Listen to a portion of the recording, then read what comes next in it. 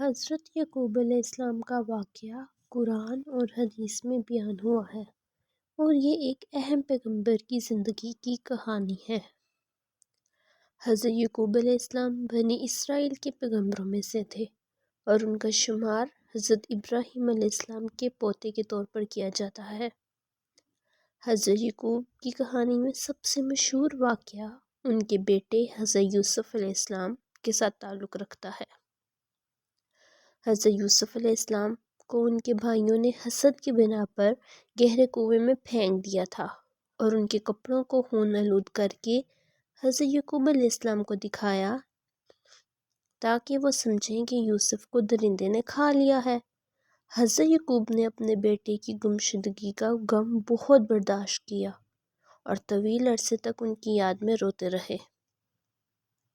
وقت گزرتا گیا اور اللہ نے حضرت یوسف علیہ السلام کو مصر میں عزت و اقتدار عطا کیا۔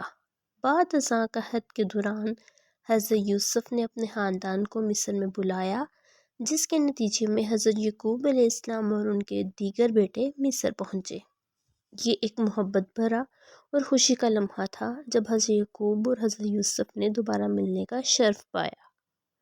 حضرت یعقوب کی زندگی میں صبر، اخلاص اور اللہ کی رضا پر یقین کی اعلیٰ مثالیں ملتی ہیں۔ ان کی کہانی سے ہمیں سیکھنے کو ملتا ہے کہ مشکلات کے باوجود صبر و استقامت اور اللہ پر یقین رکھنا چاہیے۔